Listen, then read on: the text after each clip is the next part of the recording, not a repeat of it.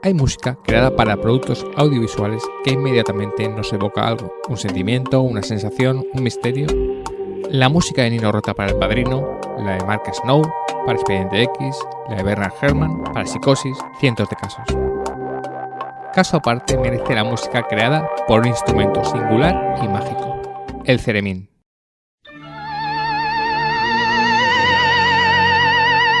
Los sonidos ululantes creados por el instrumento que no se toca nos evocan al misterio que acompañaba su sonido, las películas de ciencia ficción y terror de los años 40 y 50. Pero eso no quiere decir que su música haya desaparecido, al revés, está muy viva. Creado en el año 1920, el instrumento es un emisor de campos magnéticos que convierte en señal acústica la alteración de los mismos, creando música con solo el movimiento de las manos. Este aparato no fue la única creación de Leon Theremin. Ahí está el Rhythmicon, creado junto a Henry Cowell, una de las primeras cajas de ritmos de la historia. Pero el theremin, por lo menos a nivel popular, está por derecho propio en la historia de la música. Ahí está el ejemplo de que maestros como Miklos Rozsa o Bernard Herrmann dieran un histórico uso del theremin en obras como Recuerda o Ultimátum a la Tierra. Pero como se ha dicho antes, el theremin no ha desaparecido, y un claro ejemplo lo tenemos en el músico Javier Díez Ena. Es complicado resumir la obra de Díez Ena en unas solas líneas. Miembro de las bandas Dead Capo, Les Ghost, Inferno y Forastero. Estuvo en las bandas de Ainara Legardón y Aaron Thomas, y ha colaborado con músicos como Javier Colís, Wild Honey, Stand Still, pero Javier Díez Ena es sobre todo un enamorado del theremin, instrumento que descubrió en 2004. Con él ha publicado 3 discos, Ceremonial, Ceremonial 2 y el reciente Cerematic, además de con él impartir talleres, participar en discos, bandas sonoras, dar conciertos. El próximo 7 de junio de este año estará en la sala Razmataz de Barcelona dentro del Primavera Sound. Hoy en Vídeo Rodando, con la participación de Javier Díez Ena, nos adentramos en el mundo del misterioso, fascinante y todavía algo desconocido theremin.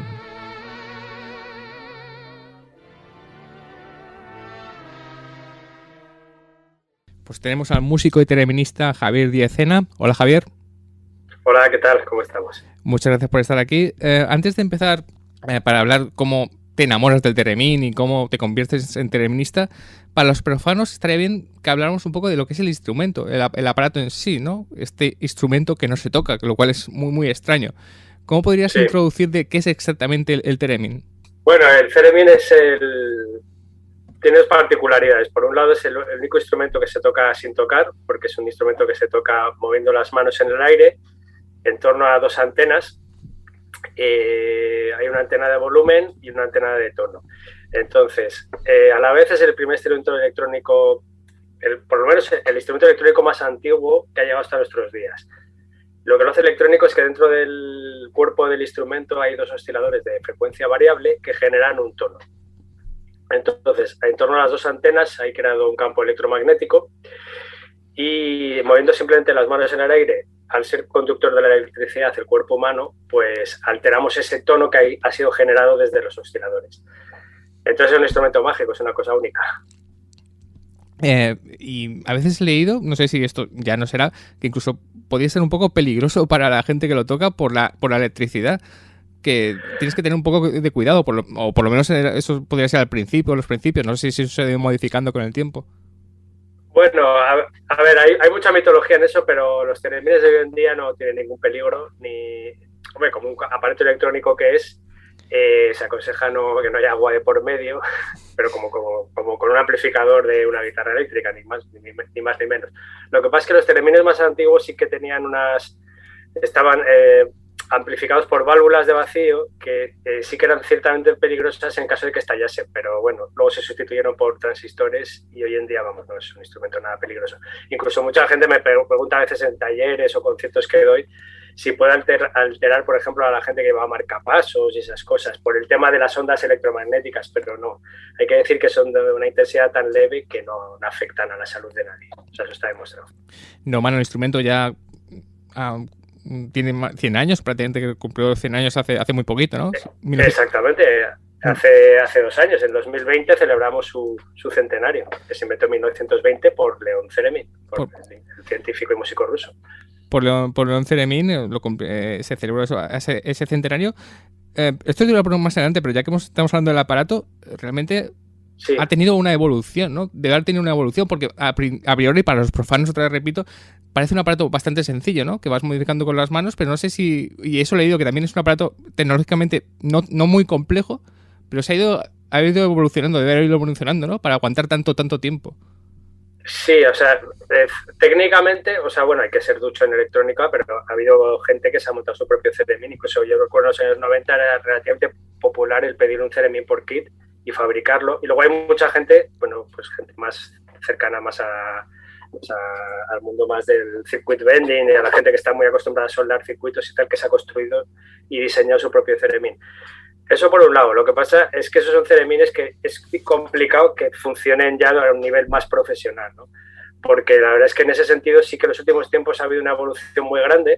Mira, precisamente te voy a mostrar, tengo aquí detrás, no se ve mal, pero bueno, tengo aquí un Moog profesional que se dejó de fabricar hace unos años y aquí tenemos el último Theremin que ha llegado a la producción, que es un Moog, es un Clarabox Centennial que celebra pues el centenario del Theremin.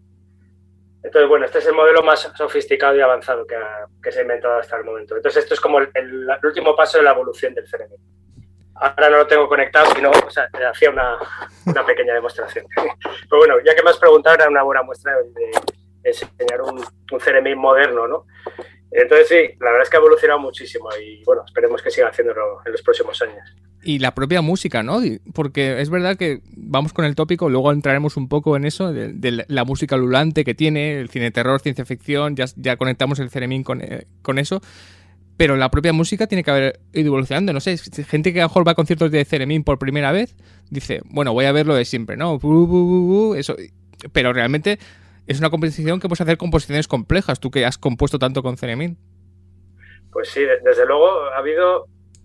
Ahora mismo yo no, me atrevería a decir que vivimos en la edad de oro del Theremin en cuanto a número de intérpretes, a interés público y a diferentes estéticas que hay en torno al instrumento. Porque sí que es verdad que el Theremin nació como instrumento de música clásica, porque tanto León Theremin era chelista clásico como la gran virtuosa del Theremin, que era Clara Rockmore, otra rusa emigrada a Estados Unidos, que era solista de violín, de orquesta. Ellos movieron el instrumento y crearon un corpus de canciones para Theremin que siempre se solían interpretar pues con un piano de fondo, de base armónica y el Theremin haciendo la melodía.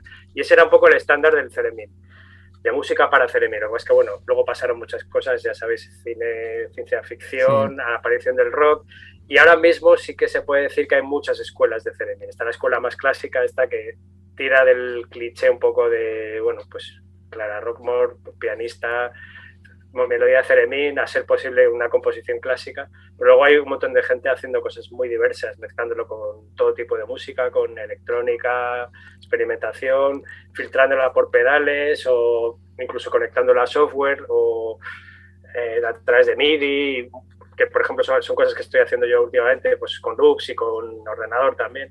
Entonces ahora mismo digamos que es un poco inabarcable el mundo del Theremin. Hay un montón de vertientes y yo estoy muy contento de que así sea. Sí, hablando de Clara Rockmore, he leído que se decía que tenía una posición para tocar como muy fría, la gente le decía que era una mujer muy fría como tocando el Theremin. No sé si también la estética un poco también ayuda un poco a los conciertos del Theremin, o sea, el movimiento de las manos es como muy hipnótico, realmente estás viendo a un músico trabajar con las manos, cosa que no pasa con otra música. Ves al guitarrista tocar la guitarra, al batería con unas baquetas tocar la batería, pero es ese movimiento de las manos casi hipnótico que tiene como algo mágico, ¿no? Y algo de teatro, de performance. Absolutamente, o sea, porque Clara Rockmore es que era fría de por sí, o sea, era la gran virtuosa, pero su pose, su actitud y lo que transmitía era frialdad y un tanto de divismo también. Lo que pasa es que, claro, luego el concierto de Theremin hay un hecho que lo diferencia de cualquier otro instrumento y es que el cuerpo no se puede mover, el cuerpo tiene que estar tieso como una estaca y lo único que se mueve son las manos, porque si mueves el cuerpo cambias la nota, cambias un poco el campo electromagnético. Entonces, claro, tu única manera de expresarte es a través de las manos, buscando las notas en el aire y sí que se convierte pues un poco en una performance en la cual es como que las manos bailan en el aire buscando la nota, y por un lado es muy hierático y un poco desesperante no poder moverte, porque a veces pues acostumbrado a otros tipos de música, a otros instrumentos, sientes la música, la bailas, aquí no puedes moverte nada. Y la gente, bueno, hay veces que choca esa pose tan rígida, tan exigente, pero normalmente la gente entra en el viaje del Theremin y se deja llevar un poco por el sonido, sin más. Bueno, se me está ocurriendo que el Theremin se puede bailar, digamos, porque claro, la música electrónica es quizá, yo creo que el género más amplio de la historia de la música, hay un montón de tipos de música electrónica, pero no sé si otro tópico que tenemos, que el Theremin tiene que ver un poco más con estar concentrado, mirando esa fase hipnótica, pero no sé si realmente has llegado a ver gente que se puede bailar a través de composiciones de Theremin, realmente incluso para fiesta, para noches. Pues yo en eso estoy yo ahora mismo y desde hace unos años, sí. Porque yo lo que quiero es romper un poco las barreras de lo que se presupone que tiene que hacer un Theremin. Entonces, tanto con mi proyecto Ceremonial, en el cual, bueno, pues creaba hasta bombos y cajas y ritmos y líneas de bajo creadas solo con el Theremin, buscándote mucho la vida, claro. Como el último disco que he hecho, que es Cerematic, que se llama Más Allá, porque lo he bautizado como Theremin Dance Music, porque está volcado directamente al Ableton Live, secuenciado el sonido del Theremin, de manera que el concepto es mucho más de baile. Y mi idea es que se pudiera bailar esa música, bueno, y de hecho afortunadamente lo he podido comprobar en algunos conciertos que he dado, que ha habido gente bailando, y además he añadido una batería en directo para que fuera más la sensación de música de baile. Entonces mi respuesta es que sí se puede, se puede bailar. Nomás lo escribes, que lo tenía apuntado, en Cerematic, un Theremin puede crear música totalmente bailable, electrónica y contemporánea. Eso es el concepto que estoy intentando defender, vamos. Tu biografía como músico es bastante impresionante, ya la he comentado al principio en la introducción de David Rodando. Muchos te conocemos por Dick Capo, pero bueno, Javier Colís, Stan Steele, en bandas de Aaron Thomas, de Ainara Legardón. Quiero decir, tenías una carrera muy, muy amplia, pero ¿cómo llega ese amor por el Theremin? Que es en 2004, tú te compras un modelo así pequeñito, ¿no? Pero ¿tú era simplemente por probar o ya decías, esto tiene algo que me está atrayendo? Cuando te enamoras del Theremin. Bueno, el timbre ya me tenía atrapado desde los 90, en concreto, bueno, lo descubrí con la película de Ed Wood, de Tim Burton. Sí.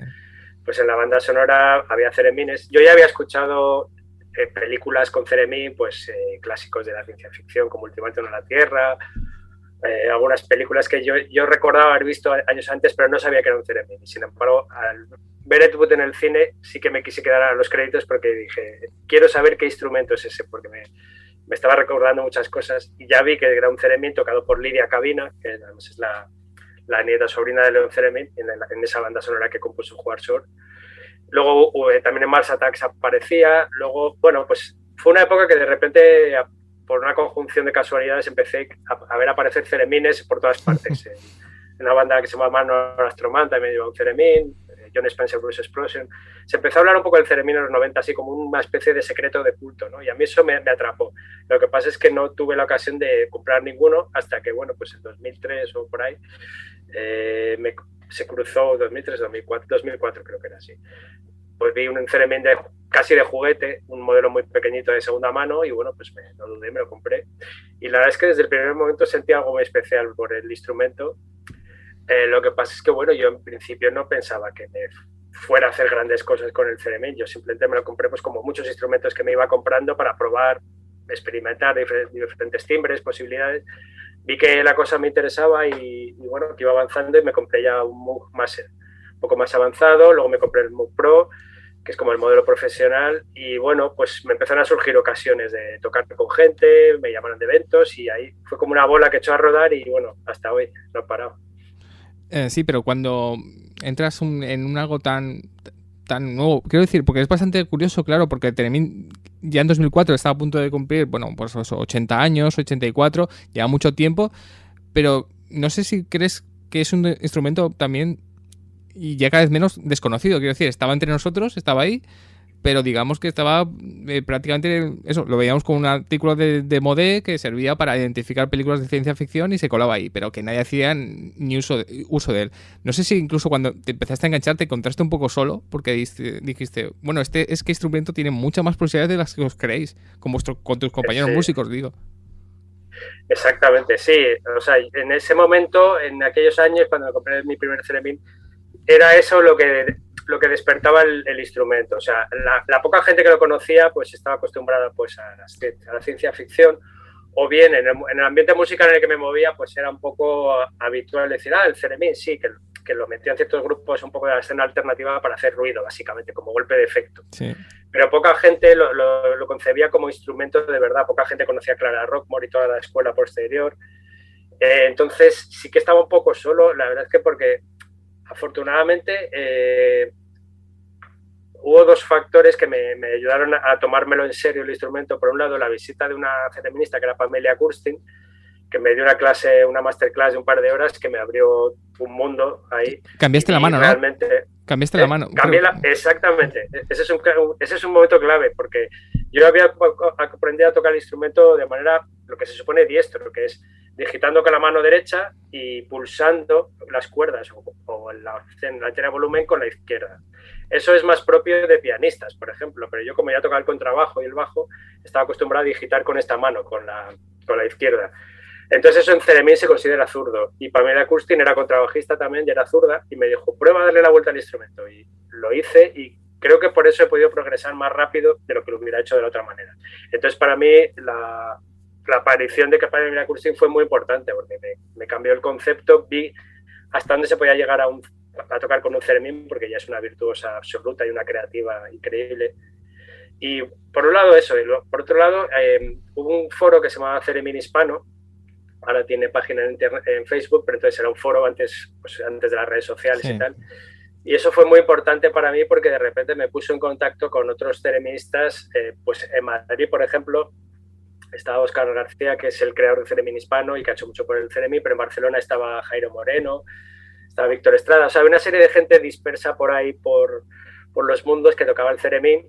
Y bueno, pues ibas aprendiendo cosas, un poco de técnica, un poco de modelos, historia del Theremin, ibas aprendiendo, ¿no? Porque no había ni YouTube ni nada.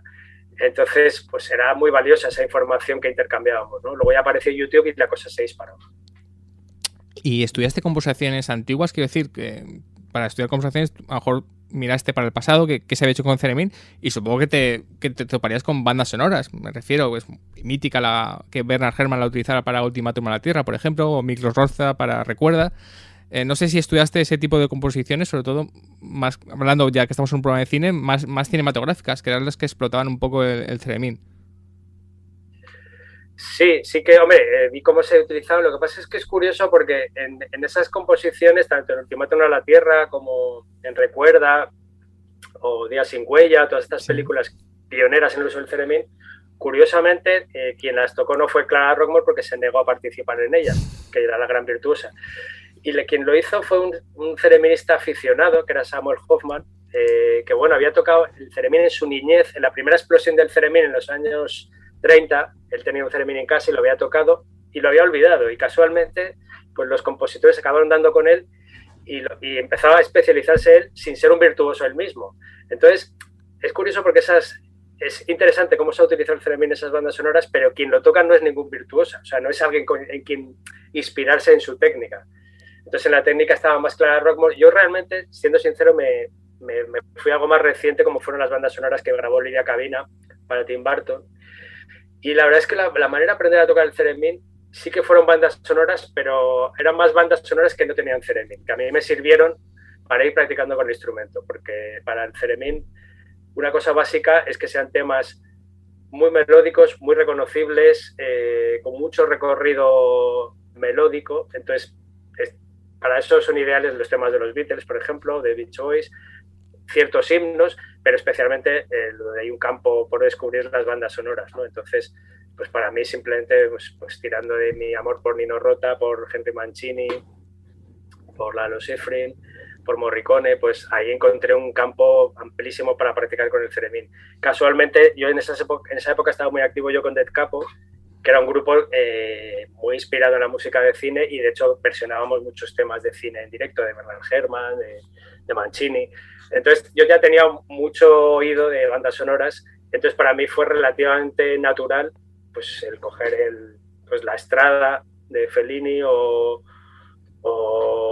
Amarcord también de Fellini, y esas bandas sonoras de Nino Rota me llevaban a tocar, o cualquiera de Mancini. Es que son composiciones tan perfectas que es una escuela en sí misma el tocarlas para el theremin, porque desarrollas el instrumento y además ves que es una manera de conseguir expresarte con el instrumento de una manera que ya lo tenías previamente en la cabeza, porque son melodías que las tienes tan grabadas a fuego en el oído, que el salto al theremin no es tan complicado como otras. Por eso para mí, por ejemplo, las composiciones más clásicas de Bernard Herrmann, de Ultimátum a la Tierra y tal, eran más complicadas para mí aprenderlas. O sea, me han inspirado como creador, como músico, pero no como practicante de theremin. Es lo que tengo que reconocer.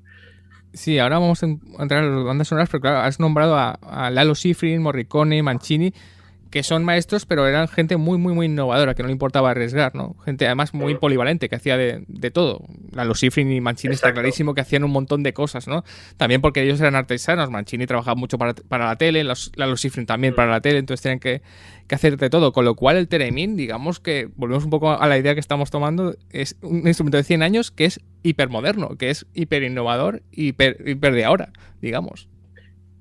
Absolutamente. Es que, o sea, la introducción del theremin lo cambia todo, para bien y para mal, ¿eh? O sea, es arriesgado, pero cuando se utiliza bien y con una intención muy clara, bueno, cambia todo. O sea, de hecho, la partitura que creo que era de Miklos Rocha, ¿no? La de Recuerda de Hitchcock, que al principio, por lo visto, había creo que eran unos arreglos de cuerda.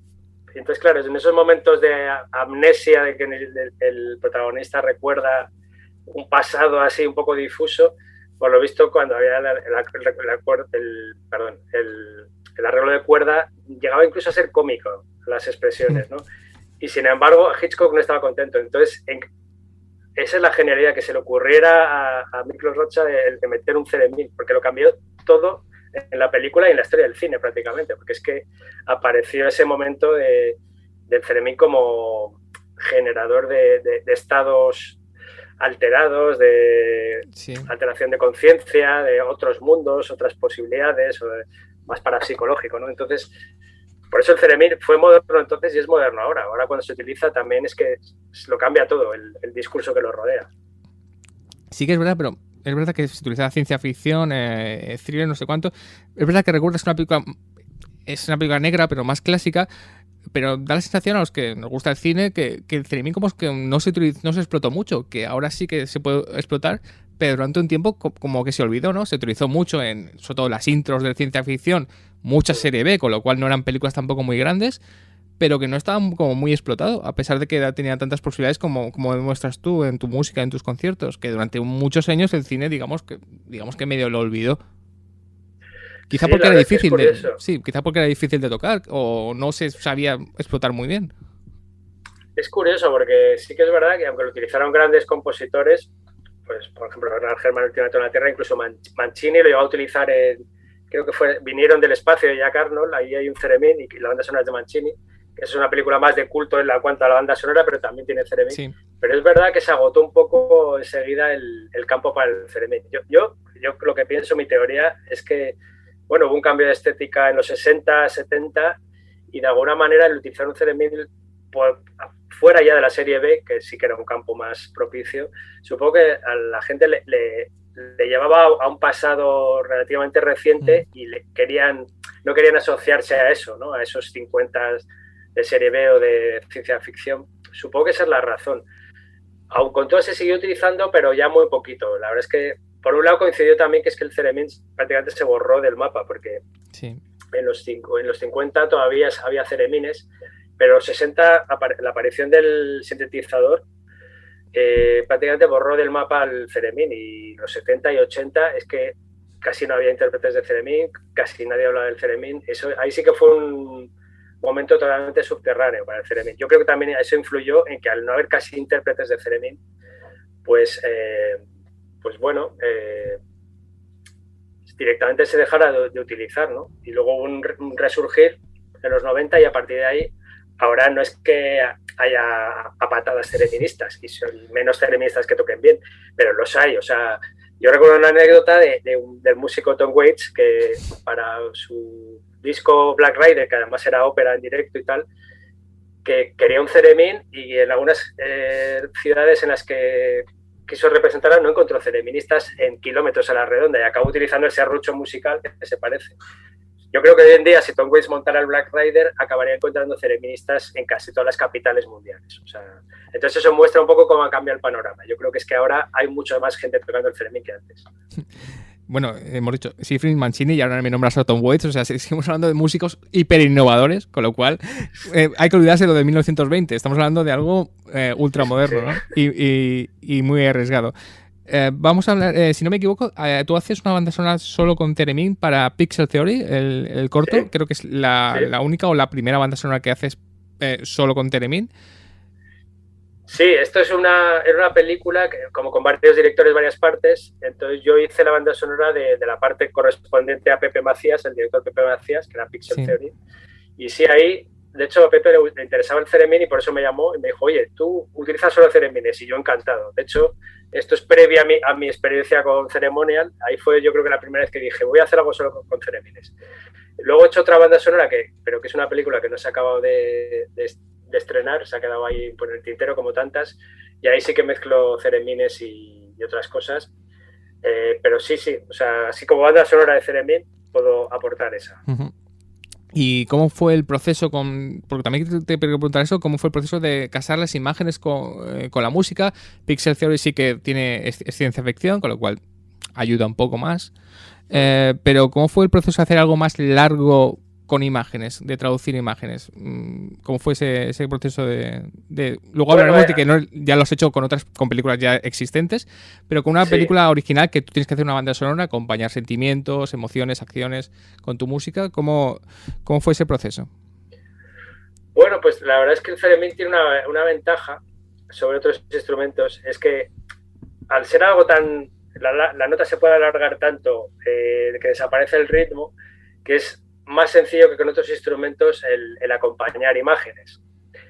No solo esto que dices que vamos a hablar luego, que son el acompañar películas ya hechas, pero el hecho de componer algo para una película es un poco el mismo proceso que cuando yo hago bandas sonoras para películas ya hechas. En el caso de Pixel Theory es lo mismo, o sea, Pepe me pasa las imágenes y yo me dejo llevar. Es un poco ver la película y a la vez tocarla. O sea, tú te vas grabando pruebas, vas grabando lo que te sugiere cada imagen. Y bueno, pues empiezas, y al no ser algo rítmico, porque si tocas algo más electrónico o el bajo o algo, esto ya va más pegado a un ritmo y un principio y un final. El Theremin tiene la ventaja que puede tener muchas intensidades, tantas alturas de piano a fortísimo, puedes extenderte mucho dejando la nota más sostenida, que puedes adaptarte mucho al tempo de la película, ¿no? Entonces, tú puedes, una práctica que hago yo sobre todo es esto, ver la película y a la vez toco. O sea, lo que veo es lo que me dejo llevar y acabo tocando, ¿no? Lógicamente no siempre queda bien y lo que suelo hacer, mi proceso creativo es grabar una toma entera, grabar otra más, o sea, hacer pruebas y al final hay veces que incluso una toma entera te ha quedado muy bien y te sirve, o bien puedes editar y puedes superponer, ¿no? Entonces, ese es mi proceso para componer bandas sonoras. Ya lo has comentado antes, pero para que la gente entiende que muchas veces bandas sonoras se graban con una orquesta, con una banda, a lo mejor, pero tú estás solo con tu Theremin, tus manos y la imagen de la pantalla, ¿no? No sé si tienes más elementos que te acompañen para ayudar. Normalmente, si es con Theremin, luego sí, si es con otros instrumentos voy añadiendo y tal. Lo que pasa es que, bueno, a ver, hay que reconocer que las bandas sonoras que he hecho hasta el momento son relativamente humildes, con lo cual no hay este proceso que conocemos de otras bandas sonoras más potentes, en el sentido de que la gente se reúne con el guionista, estudia el guión, entonces, y hasta muchas veces la música determina las imágenes y hay como una interacción. Yo lo que he hecho hasta el momento es como que las imágenes están hechas y yo me tengo que incorporar. Por lo tanto, por eso mi proceso es más subirme al carro y tocar sobre lo que ya hay montado visualmente, porque no se va a cambiar eso. Soy yo el que me tengo que incorporar. Entonces, para mí la mejor manera es hacerlo mientras pues eso, mientras veo la película.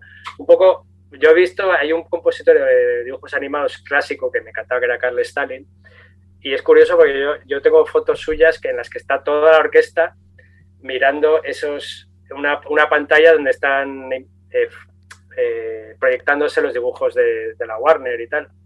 Entonces me hizo gracia porque yo hago el mismo proceso, pero yo solo, pero no quiero ni pensar lo que debe ser dirigir a toda una orquesta para que se sincronice con dibujos animados. Lo mío es algo parecido, pero mucho más sencillo. Pero no sé si a veces, ahora vamos a ir a las películas que has puesto banda sonora, películas ya hechas, que además eso me interesa mucho, es fascinante, pero no sé si alguna vez has pensado cómo sería el proceso de hacer un largometraje, digamos, largo, de 90 minutos, sí. Un proceso de banda sonora. Te quedas con el director, ves el guión, dices aquí no sé cuánto, y solo con un theremin. No sé si lo ves como algo muy ambicioso, ¿realmente crees que se podría hacer perfectamente? ¿Qué tendrías que cambiar en tu forma de actuar? No, o sea, si partimos de esa premisa, yo lo veo totalmente posible. Vamos, de hecho invito a quien vea, a cualquiera que vea y oiga esto, que yo estaría totalmente dispuesto y que me invite porque sí. Lo veo totalmente factible el hacerlo así. Porque, bueno, eso cambia radicalmente la manera de componer. O sea, ya sí que encontramos más un leitmotiv de cada escena, de lo que queremos transmitir con cada momento de la película. Y ahí sí que intervendría un proceso compositivo más al uso. Pues yo también hay veces que compongo con partitura, con un editor de partituras digital y escribo la partitura. Entonces eso bien lo puedo interpretar o yo mismo con el contrabajo o otra gente con otros instrumentos, o incluso hay una ventaja hoy en día del software, que es que puedes convertir una partitura en instrumentos virtuales, que también está... Entonces se te abre todo un mundo de posibilidades más allá del theremin. Pero incluso centrándonos solo en el theremin, lo vería totalmente factible el componer de cero con theremin, pero con composiciones ya preestablecidas, no improvisando. O sea, un poco como he hecho sería el mismo proceso que con Ceremonial, es ir grabando pistas, de que el theremin, cada pista adopta un rol, puede adaptar roles melódicos, roles rítmicos, roles armónicos, gracias a ciertos pedales. Entonces lo veo totalmente factible hacer una película entera así.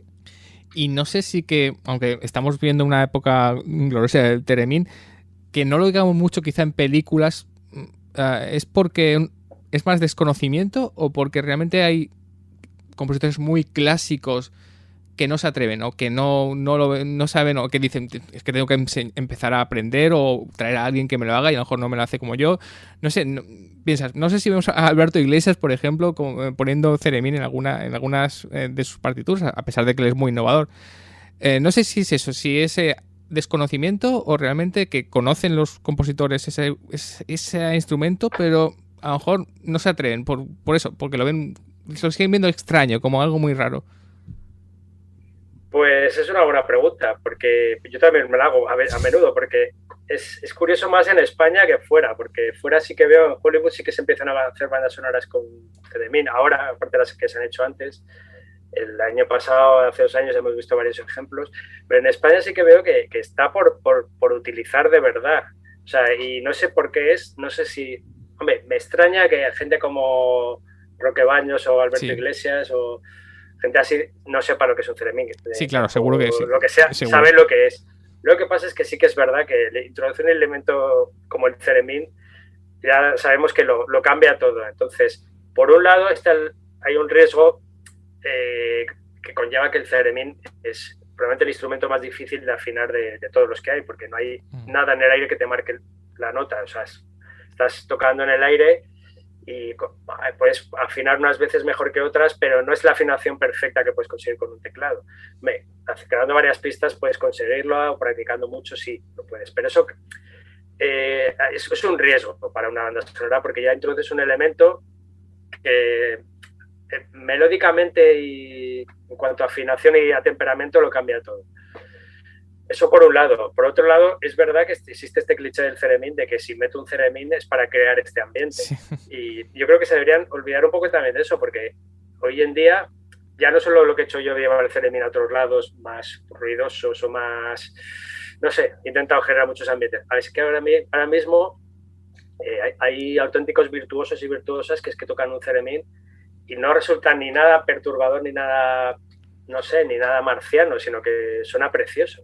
Entonces creo que un theremin se puede se puede utilizar de manera melódica y bonita dentro de un discurso de una banda sonora. O sea, yo invito a ello y cuando se quiera, por supuesto, tratar de conseguir como elemento perturbador, pues adelante, también sirve para eso, pero que no nos cerremos a ese cliché. Creo que hay mucho que descubrir por parte de la gente. Sí, que un Theremin puede servir para ciencia ficción, terror, pero también puede servir para comedia, drama, momentos muy emotivos. Exacto.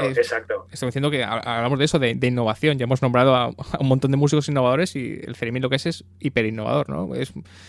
Además que hay una cosa que es curioso porque es la infrautilización del Theremin es tal que hay veces que yo conozco gente que acaba metiendo teclados haciendo de Theremin porque lo tenían más a mano. Incluso, bueno, pues hasta un amigo mío que ha tocado conmigo en Dead Capo, que ha hecho varias bandas sonoras, que es Jorge Maz, pianista, que hizo la banda sonora, no me acuerdo cuál que metió Theremin, creo que fue la de Extraterrestre de Vigalondo. Ahí metió algún Theremin y al final el Theremin que metió fue un teclado. Claro, yo cogí, le eché la bronca, le dije un día que me lo conté, hombre, me llama, Jorge, que me tienes ahí a mano, yo te hubiera grabado un Theremin de verdad.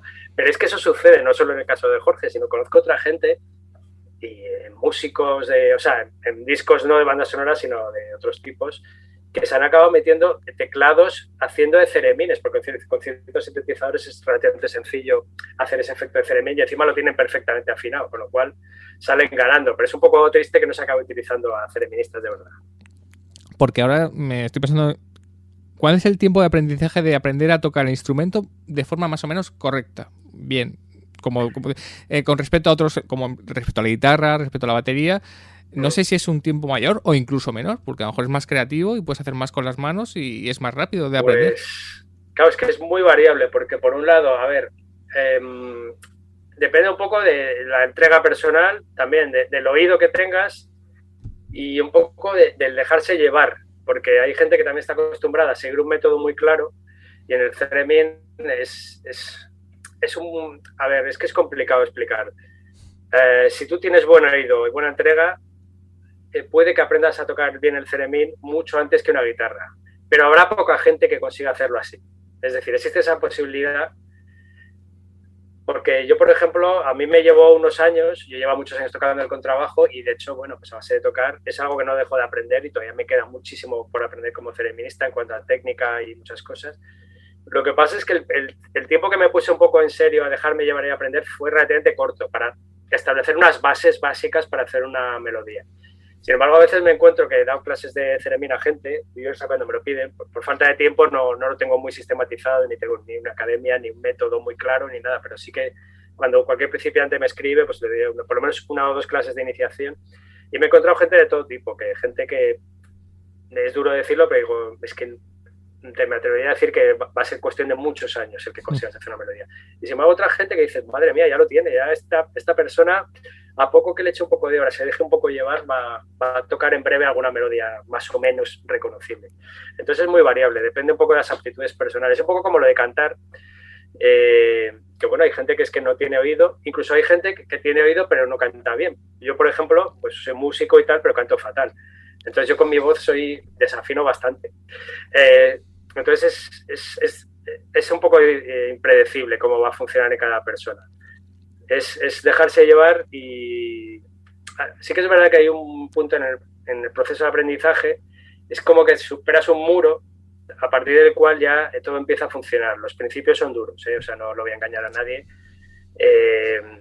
Por lo menos unos meses de trasteo, de estar ahí buscando las notas, las posturas más o menos básicas, eso sí que tiene que estar ahí.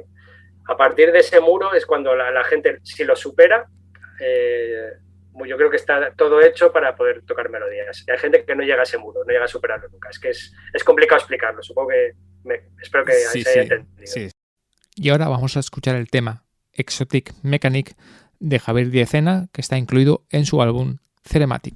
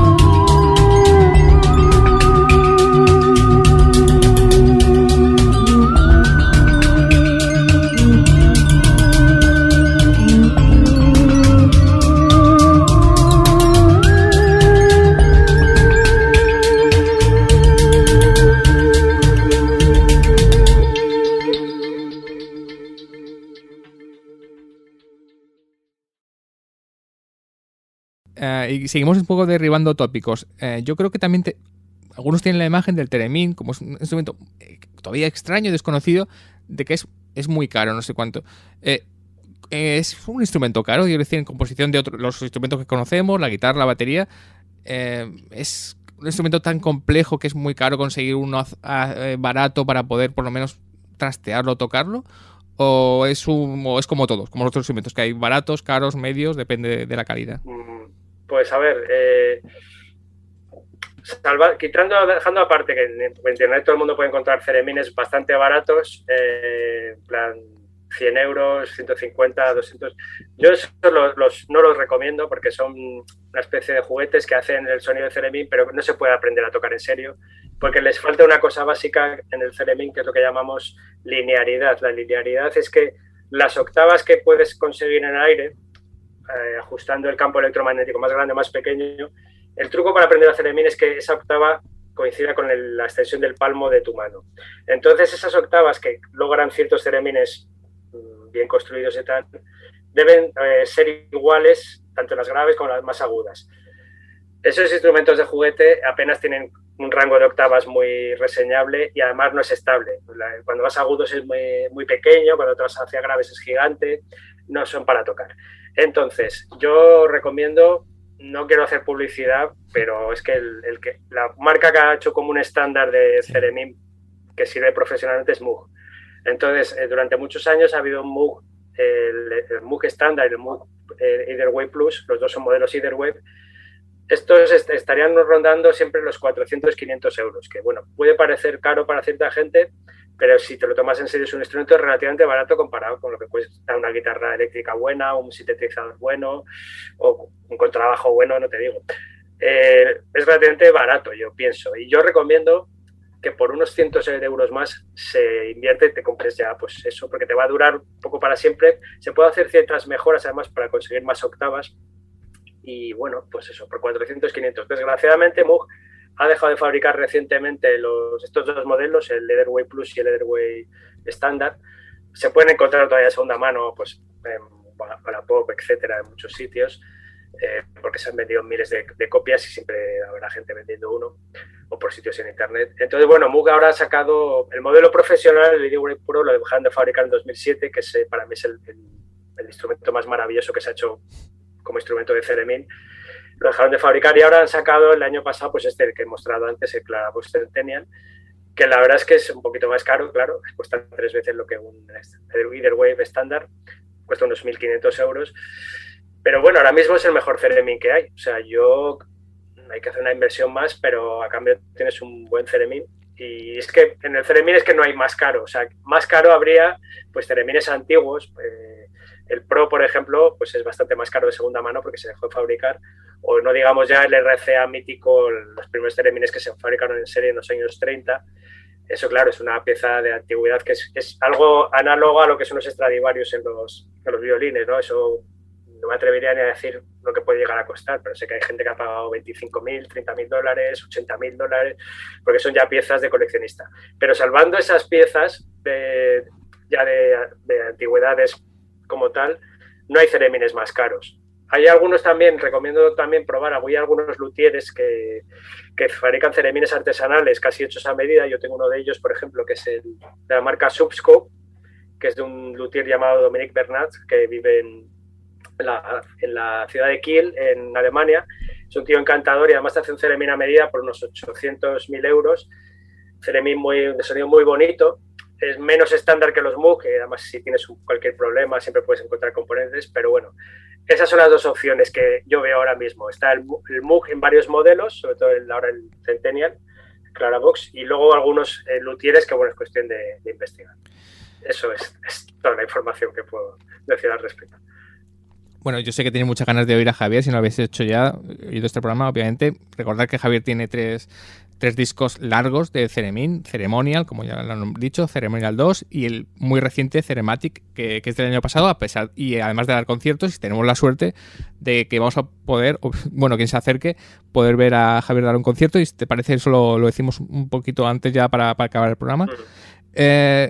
Porque has hablado del profesorado, claro. Dices, yo no tengo tiempo para dar clases, no sé cuánto, pero una cosa es comprárselo, pero vale, la guitarra más o menos también se puede aprender, pero bueno, la guitarra es muy popular y se puede aprender, pero sí que el theremin no te puedes comprar uno y decir, bueno, voy a tocarlo, necesitas algo, un profesorado. No sé si hay academias, profesores particulares, supongo que sí que habrá. Ya seguro que en Estados Unidos sí, obviamente, porque hay de todo, o en otros países, en Francia, pero no sé si en España es un areal que todavía está por descubrir, que son los profesores del theremin. Bueno, en España sí, regulado. Yo he dado clases porque me lo han pedido en bastantes ocasiones, pero fuera de... Yo vivo en Madrid. Fuera de Madrid hay muy buenos thereministas aquí, no hay muchos, pero hay algunos. Desconozco si dan clases, me imagino que sí, pero no de una manera así reglada o pública, supongo que lo harán un poco del mismo modo que yo, que alguien les contacta y así mandan clases particulares, pues lo dan. Fuera de España sí que hay dos academias, hay una en Rusia y la más numerosa está en Japón. Porque allí hay una gran tradición de thereministas y ahí sí que hay cientos de alumnos en la academia, que la lleva Masami Takeuchi, que es un gran thereminista.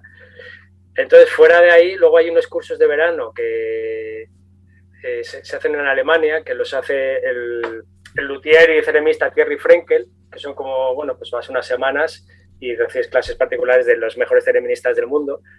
Entre ellos Carolina Eyck, a la cual recomiendo seguir. Por ejemplo, ella me dio una clase muy importante también que me cambió la digitación aérea, una clase particular de 2 horas que también me abrió bastante. Y ella tiene un canal de YouTube que yo diría que es el más aconsejable para aprender a tocar el theremin. Entonces, si alguien se compra un theremin y quiere aprender, yo creo que las clases que tiene Carolina allí en YouTube son las más recomendables. Hay algunas incluso traducidas al castellano. E incluso ella escribió un método de theremin que lo cambió todo hace como 20 años, así lo escribió. Y entonces yo recomiendo eso, que se conecten a YouTube, sigan a Carolina. Hay más gente, pero Carolina digamos que es la más virtuosa y versátil. Perfecto. Hemos hablado de cuando haces una banda sonora con imagen, pero de algo nuevo. Y también hemos nombrado que ya has puesto bandas sonoras a películas ya creadas, ¿no? Que es algo que está como que es que puesto de moda, ¿no? Con una banda que pone banda sonora a clásicos. Claro, en tu caso es bastante impresionante porque estás hablando de Chronopolis, La mujer en la luna, Paprika y Metrópolis. O sea, auténticas maravillas, auténticos clásicos. Bueno, un poco como lo que te he comentado antes, pero ¿cómo afrontas tú solo con un theremin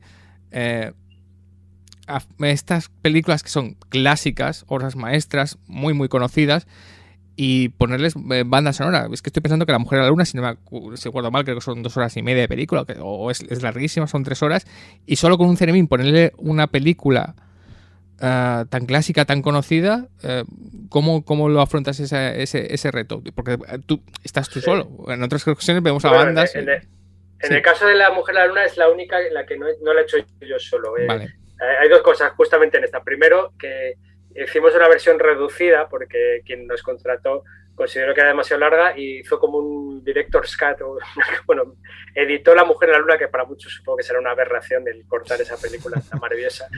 Pero bueno, pensó que quizá era muy larga y sí que me ayudó. Hicimos una banda sonora a 4 manos, un guitarrista de Valencia que yo admiro mucho, que es Fernando Junquera, que es más conocido por su nombre artístico de Negro, se llama Negro. Es un gran virtuoso de la guitarra, bueno, es un mago de la guitarra eléctrica.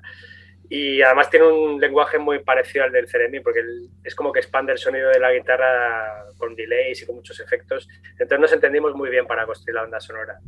Nos íbamos turnando un poco en cuanto al papel más rítmico y otro tomaba un poco el más melódico. Y bueno, esa fue un poco a 4 manos, la verdad. Lo hicimos a distancia, pues por audios y tal, y nos vimos directamente en un auditorio aquí en Madrid que hicimos la presentación y fue el primer momento que coincidimos. Y también tiene un componente importante de la improvisación, que es algo que también lo he llevado a cabo en las otras bandas sonoras que has citado, algunas más que otras, pero tienen un componente importante de improvisación, sí. Porque claro, imagínate, no te vas a poner a componer 1 hora y media de música, porque además muchas de ellas, pues claro, estamos hablando de menos Paprika, que sí que, claro, hay diálogos y tal. Hay otras como Chronopolis o como Metrópolis, ¿no? Como la propia La Mujer en la Luna, que son películas mudas, digamos, ¿no? Entonces, claro, no puedes dejar de tocar, porque claro, hay otras películas que entras y sales, pero aquí tienes que mantener algo para que no decaiga un poco la sensación de viaje que tiene la gente, ¿no? Entonces, claro, hay que tener cuidado especialmente para construir algo, pero que no sea demasiado invasivo, Sí. que digamos que aturdas un poco la atención de quien lo está viendo, ¿no? Entonces hay que equilibrar mucho qué momentos la banda sonora que estás creando adquiere un relieve especial y que otros momentos en los que, bueno, pues se crea un colchón que va evolucionando, pero que no decaiga, pero que ni moleste demasiado ni se vaya de todo, ¿no? Entonces, en esto es fundamental, por ejemplo, la tecnología ahora mismo, pues ahora tenemos una disposición de pedales de efectos maravillosa, ¿no? Entonces, a mí eso me ayuda mucho, por ejemplo, en estas bandas sonoras que he desarrollado en directo, porque me permite grabar el sonido del Theremin y dejarlo sonando mientras preparo la siguiente acción. Y bueno, pues puedo grabar loops o algún ambiente, se queda sonando y yo voy pues ya preparándome para el siguiente, ¿no? También hay muchos delays, muchos efectos de delays tan largos que dejas una nota sonando y se puede, cabe la posibilidad de dejarla minutos o infinitamente, ¿no? Entonces eso te permite que la nota se queda sonando y tú mientras vas evolucionando hacia otro lado.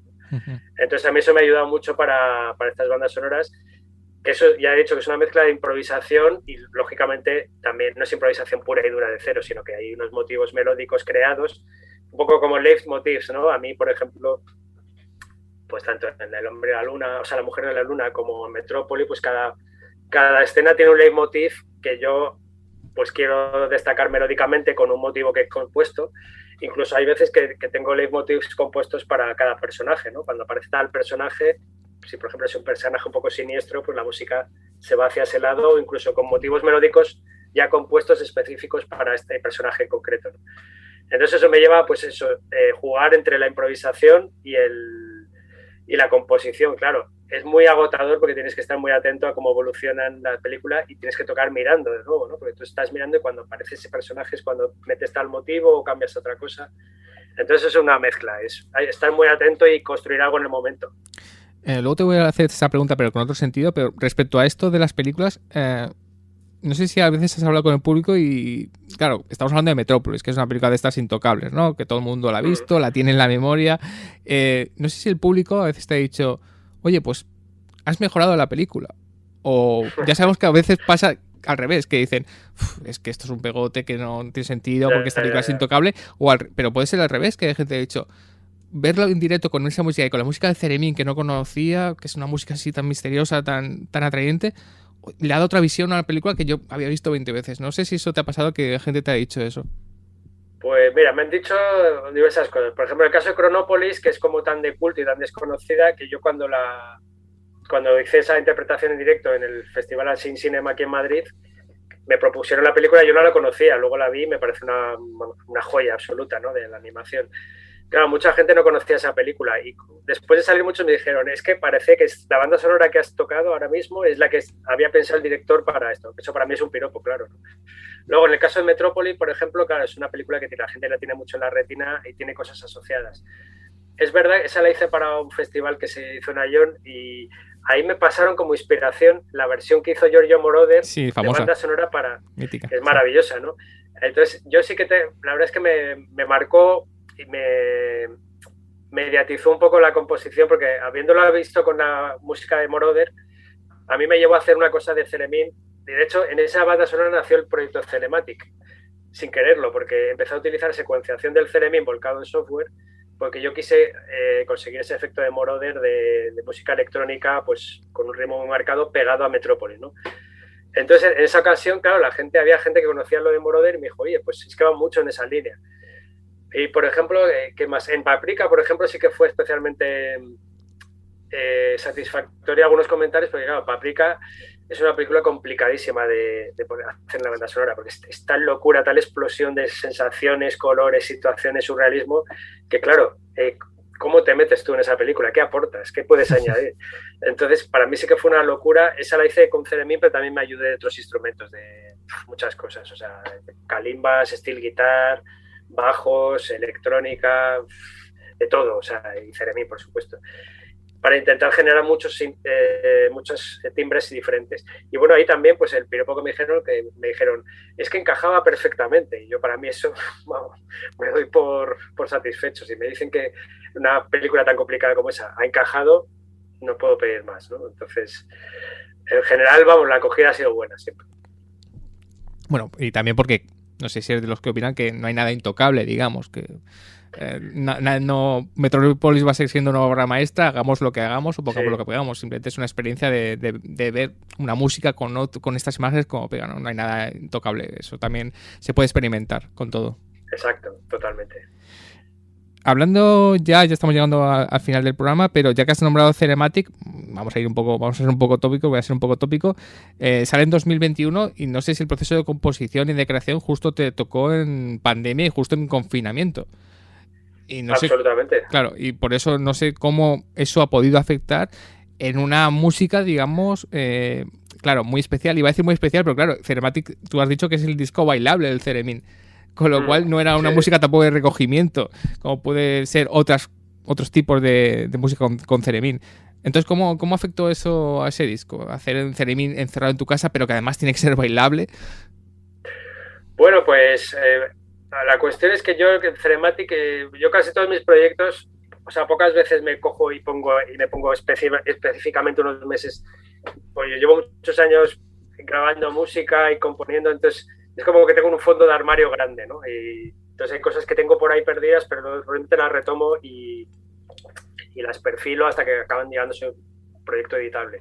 Entonces, en el caso de Cinematic, yo llevaba unos años ya investigando esa línea, precisamente lo que he comentado, desde aquel concierto acompañando a Metrópolis, que ahí vi una beta que explorar, que es el Theremin volcado en el Ableton Live, secuenciado, algo más de baile. Pues yo ya llevaba años grabando temas en esa línea, un poco en bruto, ¿no? De ideas, algunos compuestos, otros improvisaciones. Y bueno, lo iba perfilando poco a poco. Entonces, a mí lo que me cambió, pues que yo estaba en mitad de la pandemia y recibí una llamada de Carles Baena, que bueno, es un amigo mío de hace años, que es el que regenta el sello Primavera Labels, que es el sello del Primavera Sound, ¿no? Entonces él me había visto varias veces con el Theremin y bueno, pues siempre estamos hablando, oye, a ver si hacemos algo y tal. Y me llamó como muy, oye, Javier, ¿qué haces? ¿Qué tienes por ahí? Mira, que casualmente, claro, estaban más parados porque el Festival Primavera Sound había parado, lógicamente. Entonces, de alguna manera, yo creo que Carles estaba, bueno, pues a ver, toqueteando a ver qué hacía la gente por ahí, ¿no? Entonces me llamó, oye, ¿qué tienes por ahí? ¿En qué estás trabajando? Y dije, pues no sé, ahora he terminado ya de grabar discos, los he editado, pero tengo estoy trabajando en una cosa así de Theremin, más de baile, pero vamos, que tenía bocetos sin terminar. Y claro, me dijo, oye, pues me interesa mucho, pásame algo. Y le pasé 3 temas, le gustaron mucho y me dijeron, oye, que estamos interesados en sacarte un disco. Y claro, yo me vi en mitad de la pandemia y dije, bueno, pues ya me voy a hacer volcar en esto. Y a eso que hice, vamos, que me puse a trabajar, pues eso, el tiempo que tenía, pues a perfilar esos temas, porque tampoco me dieron mucho plazo. Me dijeron, oye, nos gustaría que en junio que estuviera el disco, y esto estábamos hablando en marzo, o sea, tenía dos meses y pico para terminar un disco, y bueno, pues me volqué en ello. Y nada, pues en este ambiente especial de estar recluido en casa, pues fue dando forma a Cinematic, sobre todo de noche. Bueno, a mí me fue un clima propicio el hecho de estar en casa trabajando en esto, me pareció estupendo. O sea. Bueno, ya que has nombrado Primavera Sound, pues venga, vamos a hablar de que vamos a poder verte en directo, vamos a poder ver Cinematic en directo en el Primavera Sound, nunca mejor dicho, sí. Dentro del Primavera la Ciutat, que es lo que se celebra en la sala Razzmatazz, y es el 7 de junio, en verano. O sea que Exacto. Ahí podemos verte, ¿no? Además que he visto, has puesto el cartel y sale Slow Dive y dice, joder, Slow Dive y Cinemático, es una maravilla, ¿no? Y bueno, pues... Sí, cuando... Bueno, pues eso, pues... No, sí, el 7 de junio, sala Razzmatazz, dentro del Primavera Sound, ¿no? Vamos a poder ver en directo. Eso es, sí, pues eso, además, bueno, ese día el Razzmatazz pues es un cartel grande, sí. No es tan grande como cuando es en el Forum, que son tropecientos mil, pero bueno, pues tú lo has dicho, a mí Slow Dive es un grupo que me gustó mucho hace años y me hace ilusión compartir escenario con ellos. También está del mismo Toyota Kachimba, Burrito Kachimba, que bueno, comparto sello con ellos y más gente que ahora mismo no me acuerdo que toca ese mismo día. Pero bueno, va a ser un poco, pues, bueno, hemos dado ya varios directos con Cinematic. Digo vamos porque esto era un proyecto de Theremin solo, pero le he añadido una batería en directo además un batería muy especial para mí, que es Gonzalo Maestre, que le considero uno de los mejores baterías que pueda haber por estos lares. Siempre estábamos hablando de hacer cosas juntos y, bueno, de hecho hemos tocado en el pasado mucho. Y, bueno, vi que Cerematic se prestaba mucho a ello y, bueno, hemos dado ya varios conciertos y la cosa funciona muy bien. O sea, es el Theremin secuencia muy de baile y encima una batería, que Gonzalo es una auténtica máquina tocando, entonces el conjunto de las dos cosas creo que lo hace más bailable todavía y, bueno, lo que vamos a presentar allí. Y espero que, no sé si hasta entonces saldrá algún concierto más, pero bueno, estoy convencido que después saldrán más conciertos de Cerematic, o sea que eso es lo que puedo anunciar de momento. Sí, y seguir la información en la web, que es de javierdiecena.com, que además que es una web magnífica, porque está muy actualizada, a pesar de ser muy bonita a nivel gráfico, está muy actualizada y hay muchísima información, no como otras que a veces dices, esto lleva sin actualizarse 3 años, no, ahí si hay un concierto, Javier lo va a poner. Y ya, que repito, ya estamos llegando a la recta final, la pregunta que te he hecho antes sobre el cine, te la repito. Los conciertos, el público, creo, de música electrónica generalmente es bastante exigente. Yo creo que es de los más exigentes, más que del rock o del pop. Quizá ahora está más acostumbrado, pero al principio, cuando das conciertos de Theremin, ¿cuál era su reacción, digamos? ¿Era un poco esto que es? ¿Aburrimiento o al revés? ¿Se quedaron fascinados porque era un instrumento que no conocían, no sabían que tenían tantas posibilidades? ¿O cómo era esa reacción, sobre todo al principio? Porque yo creo que ya has dado muchos conciertos, ya el Theremin poco a poco es cada vez más popular, pero todo al principio era un poco... ¿Qué es esto, no?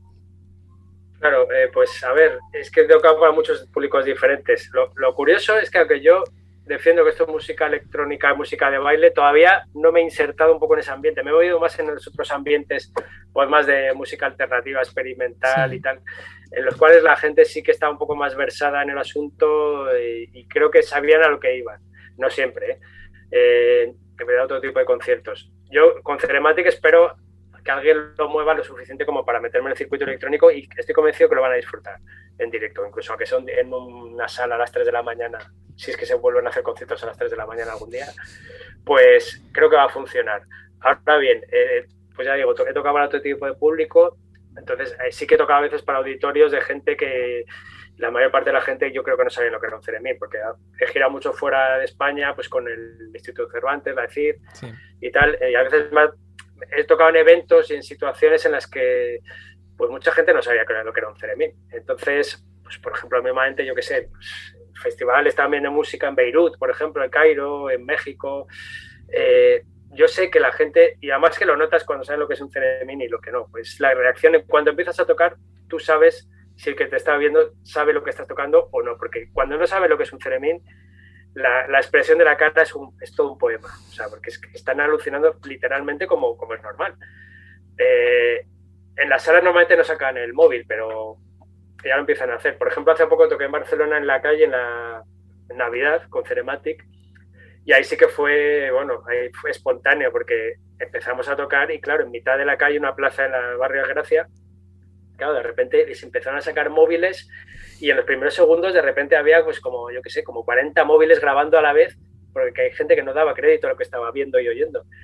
Y esa gente era pura sorpresa. Entonces, bueno, pues yo quiero creer que la mayor parte de la gente le sorprende para bien. O sea, aparte de grabarlo con el móvil y comentar y sorprenderse, yo creo que la gente normalmente, al ver que es bueno, pues no es solo el espectáculo circense de mira cómo hago música en el aire, ¿no? Sino que hay un discurso musical detrás, una estética, un concierto cuidado. Entonces, yo creo que normalmente les sorprende para bien. Esa es mi experiencia, vamos. Y los expertos en música, digamos, el público en general, los críticos que a lo mejor había mucho experto en música, pero a lo mejor no habían oído tanto el Theremin. ¿Qué te han dicho? Te han dicho, bueno, me has descubierto un instrumento que no conocía y he visto matices que me han sorprendido. Lo que es más ya la prensa musical, digamos. Claro, que ahí te encuentras gente de todo tipo. Hay gente pues que agradece mucho haberlo visto porque no sabían lo que era un Theremin y de ahí salen con ganas. Incluso, claro, que eso es lo que dices tú. Hay auténticos expertos en música que no conocían el Theremin y que salen pues de tu concierto pues alucinando. Y otra gente que conocía el Theremin pero lo conocía con otra utilización. Por un lado, gente con una utilización más clásica, o por ejemplo, hay mucho crítico musical o gente muy conocedora de tradición musical, pues no tan de clásica o tal, o de cine, que para ellos el theremin pues es ese instrumento, ya sabemos, que lo utilizan los grupos para hacer ruido, ¿no? Entonces de repente verme a mí esforzándome por hacer melodías y llevarlo a otro punto, pues sí que me han reconocido, a veces me han dicho, pues oye, pues me has descubierto otra forma de utilizar el theremin. Porque también es verdad que en ciertos entornos más de rock o indie o alternativa, tal, la gente cuando le mencionas el para theremin a muchos les da pereza porque es como, sí. Otro theremin está haciendo ruido, no, por favor. Ya lo asocian a eso, ¿sabes? Porque en los 90, por ejemplo, ya dije que se empezó a utilizar mucho theremines como golpe de efecto, pues toda esa gente, hay mucha gente que se ha quedado en aquello, que el theremin es eso que se utiliza para hacer ruido. Y claro, al verlo, dicen, anda, pues es que se puede hacer muchas otras cosas y bueno, pues salen contentos de haberlo visto. Claro, estaba pensando en Primavera Sound, pero también pienso en el Sonar, donde realmente theremin tendría yo creo que un público Sí, o un lugar perfecto, ¿no? Creo el que Sonar es mi asignatura pendiente, ¿no? No hay manera de que toquen el Sonar. En Primavera toca muchas veces, pero en el Sonar no hay manera. A ver si algún año lo consigo. Yo lo veo muy de Sonar, mi proyecto. Claro, por los eso dos proyectos que tengo con el theremin. O sea, yo creo que la gente ahí lo valoraría mucho, pero oye, de momento no ha habido manera. Pero no sé si... Pero no ha habido thereministas tocando en el Sonar o algo así, porque yo cuando veo algo de theremin, más que en Primavera Sound, pienso más en el Sonar como pues un sitio perfecto. Claro, el Sonar tiene una estética tan sumamente moderna que thereministas que le hayan dado ese toque, digamos, moderno e innovador, los hay, pero yo creo que quedan fuera del radar del Sonar. O sea, es como que no sé, no lo desconozco si ha tocado ya alguien, que quizás sí. Pero, por ejemplo, ahora se me ocurre pues gente así, pues como Hekla, que es una thereminista islandesa que hace una música así electrónica oscura con theremin, o Dorit Chrysler, que también hace electrónica con theremin. Hay gente por ahí, pero es que veo que están muy separados a veces los mundos el mundo de los thereministas y el mundo de la música en general. Yo estoy un poco como... Me muevo casi más en el de la música en general que el de los thereministas, que es una escuela aparte. Están los seguidores del mundo del theremin y los seguidores de la música en general. Creo que están por separados y que creo que se deberían mezclar bastante más. Bueno, ya hemos llegado al final, te voy a pedir una reflexión final, pero recordar la web de javierdiecena.com y que ahí tenéis toda la música, toda la información de Javier, que yo creo que después de esto estamos con muchas ganas de oírle tocar el theremin. Y una última reflexión, que más o menos la hemos nombrado al principio, diciendo que era un instrumento moderno. ¿Crees que le volverá a pasar al theremin como le pasó en los 40-50, que tuvo ese vacío de desaparición? O al revés, va a ir a más y lo vamos a tener mucho más y se va a poder utilizar más porque, como estoy diciendo, es un instrumento con muchísimas posibilidades, ¿no? Que tiene muchos factores y que se le puede dar mucho uso. ¿Crees que es, digamos, que la edad de oro, pero todavía va a ser más edad de oro dentro de unos años? Yo creo que el futuro es muy esperanzador por varias razones. O sea, creo que la tendencia de lo que he vivido yo desde que empecé a tocar el theremin pues hace casi 20 años hasta ahora es que ha sido de ascensión sin parar en cuanto a popularidad, en cuanto a gente tocándola, en cuanto a interés público, y creo que de momento es una ola imparable. Por otro lado, es que aparte de que el número de thereministas y que parece una tontería, pero el hecho de que haya otro theremin profesional en el mercado también incita a que la gente se lo trabaje más. Y por otro lado, hay cosas de theremin que se han hecho bastante virales. Eso implica que la difusión... Por ejemplo, hay una thereminista que es una cantante y violinista de clásica que se llama Katika Ilengi, que creo que es búlgara o algo así. Es una gran virtuosa de música clásica que también le dio por tocar el theremin. Pues esta mujer se ha hecho viral, o sea, en el sentido de que en los hilos de WhatsApp hay interpretaciones suyas en directo que se han mandado a millones y millones de personas. De hecho, sus vídeos en YouTube tienen millones y millones de visitas. Eso significa algo. O sea, el hecho de que la gente ya esté mandando esto y se está difundiendo, quiere decir que la expansión es geométrica. O sea, yo quiero pensar que no va a haber ese vacío. También vivimos un momento que parece que está todo de moda a la vez, ¿no? O sea, es que están todas las escenas. O sea, vivimos tan hiperinformación que es muy difícil ahora mismo, hoy en día, que algo desaparezca. Porque siempre va a haber miles o millones de personas detrás, aunque parezca que ha desaparecido. Pero en el caso de theremin, más todavía vivimos el mejor momento posible, ya digo, porque esta exposición pública que ha habido, o sea, que ha tenido, creo que es imparable. Bueno, pues tenemos a Javier Diecena, músico y thereminista. Mucha suerte con tu carrera y muchas gracias. Estamos atentos a la web a ver si aparte de ese concierto de Primavera Sound hay otro concierto. Y bueno, de todas maneras te seguimos escuchando. Muchas gracias, Javier. Vale, tengo que anunciar una cosa, ya que dices futuros conciertos, porque un proyecto en el que es un grupo que tengo que se llama Lexóticos, que vamos a sacar disco, en el que también hay Ceremín, o sea, hay más instrumentos, somos una banda de exótica, música exótica, y ahí sí que va a haber bastantes conciertos que todavía no puedo anunciar, pero va a haber una gira bastante grande este año. Y ahí uno de los roles que desarrollo, aparte de compositor y tal, es cereminista. Entonces ahí lo vais a poder ver, pues lo que has dicho, en mi web lo iré colgando los conciertos y las novedades discográficas de este proyecto. Entonces, bueno, iremos solapando Cerematic, Lexóticos, y en ambos mundos hay Ceremín. O sea que... Bueno, pues este es el principio de la fiebre por el Ceremín. Bueno, Javier, muchas gracias por haber estado aquí en Vivir Rodando. Bueno, pues Raúl, muchísimas gracias por la entrevista, ha sido muy interesante y un placer, de verdad. Y vamos a despedir el programa con el tema Memorias Imposibles del álbum Ceremonial 2.